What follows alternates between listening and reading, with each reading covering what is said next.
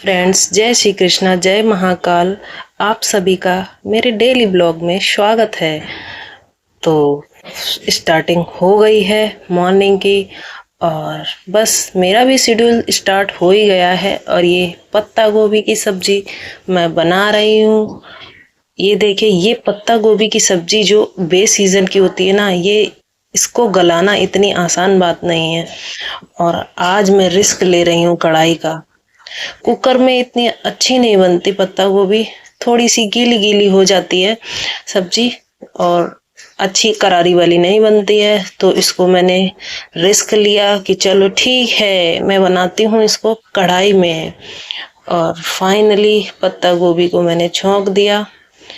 अब मैं सोच रही हूँ, जल्दी से वेट कर रही हूँ, इंतजार है, बस तेरा ही इंतजार है, जल्दी से गल जा सब्जी जादू से। और ये देखो, सब्जी गल के अच्छी सी तैयार हो गई है। आज मुझे इतना परेशान नहीं होना पड़ा और सब्जी फाइनली तैयार हो गई थी। फिर मैंने सब्जी को निकाल लिया कढ़ाई से। और सब्जी कढ़ाई से निकालने के बाद अब मैं सोच रही हूँ फटाफट से बना दूँ पराठे। पत्ता गोभी की सब्जी में आप चाहो तो काफ़ी सारी वेजीज डाल सकते हो, गाजर, मटर, शिमला मिर्च, ये सारी चीज़ें डाल के अगर आप इसको बनाते हो ना तो और भी टेस्टी हो जाती है। और मेरे पास तो जो सब्जी थी मैंने वही डाल के बना दिया। हस्बैंड जी वेट कर रहे हैं अपने ब्रेकफास्ट का, तो मैं फटाफट से पराठे तैयार कर रही हूँ। और हस्बैंड जी को ब्रेकफास्ट करवाने के बाद में अब मैंने लंच पैक करने की तैयारी करी है। जैसे कि मैंने ये स्प्राउट बना लिए थे। मैं ऑलवेज स्प्राउट बनाती हूँ तो चटपटे हो जाते हैं। मैं कोशिश करती हूँ हल्के ही रखूँ, स्पाइसी ना रखूँ, बट मेरे हाथ से मिर्ची उछल उछल के गिर जाती है उसमें और चटपटे से बन जाते हैं। और फाइनली मैंने ये लंच भी पैक कर दिया है हस्बैंड जी का। पूरे दिन के शेड्यूल के बाद में अब इवनिंग के डिनर की बारी आती है। और ये देखिए, बस तू ही मेरी दुनिया जहान है, तेरे बाजू कौन है मेरा। जैसा कि आप देख रहे हैं, अब मैं डिनर की तैयारी कर रही हूँ। छोले मैंने उबलने रख दिए थे। छोले अपनी जगह से बिल्कुल भी ना डोलें। बार बार मैं छोलों में जादू की पोटली डाल रही हूँ, जिससे छोलों में कलर भी अच्छा आता है और महक भी बहुत ही अच्छी आती है। और ये छोले में इतनी सीटी लगाने के बावजूद भी छोले अपनी जगह से हिलने को राजी नहीं है। मैं कह रही हूँ बाबा तैयार हो जाओ, रेडी हो जाओ सब्जी बनने के लिए, लेकिन ये तो बिल्कुल राजी नहीं है, क्योंकि मैंने दो तरीके के छोले मिक्स कर दिए थे आपस में।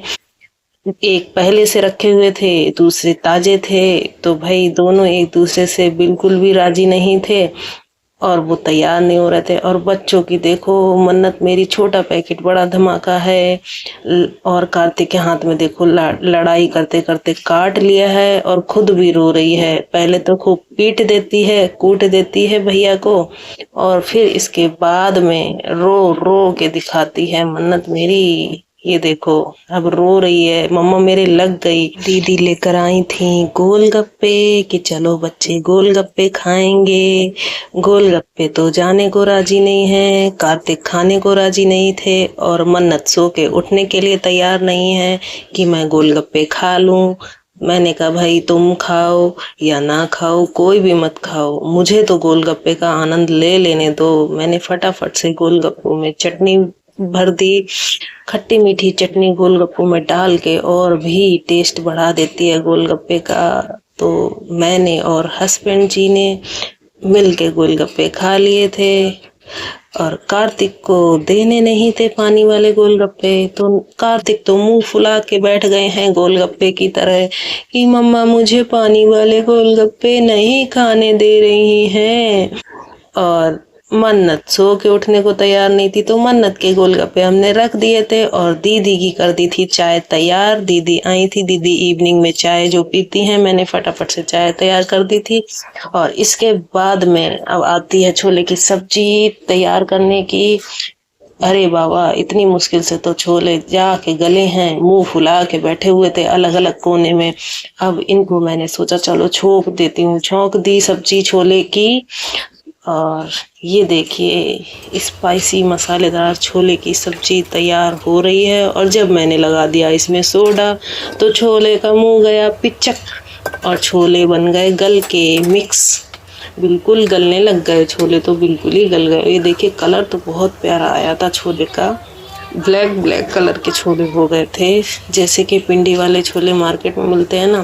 पिंडी वाले छोले तो नहीं थे, थोड़े तो ग्रेवीदार थे, बट हाँ जब छोले का कलर देखा तो काफी ही अच्छे लग रहे थे, कॉफी कॉफी कलर के। और फिर एक तरफ मैंने राइस भी बना दिए और सैलेड भी काट दिया। सब कुछ फाइनली रेडी हो चुका है डिनर के लिए। अब मैं थोड़ी देर बैठ के फोन चला रही हूँ। फोन चलाने के बाद भाई डिनर परोसने का समय हो गया, तो मैंने फटाफट से डिनर परोस दिया है। हस्बैंड जी का, अपना और बच्चों का, दीदी का, सब ने मिलके डिनर कर लिया है। और आपको अगर मेरा ब्लॉग अच्छा लगा तो आप लोग ऐसे ही प्यार दिखाते रहिए और शेयर करते रहिए ब्लॉग को, कमेंट करते रहिए बढ़िया बढ़िया से। और कमेंट भी बिग बिग किया कीजिए, अच्छे से कमेंट किया कीजिए, कमेंट करने में कंजूसी मत कीजिए। और जैसे कि मैं इतनी मेहनत करती हूँ तो आप लोग भी थोड़ी मेहनत कीजिए और बिग कमेंट कीजिए। Thank you for watching.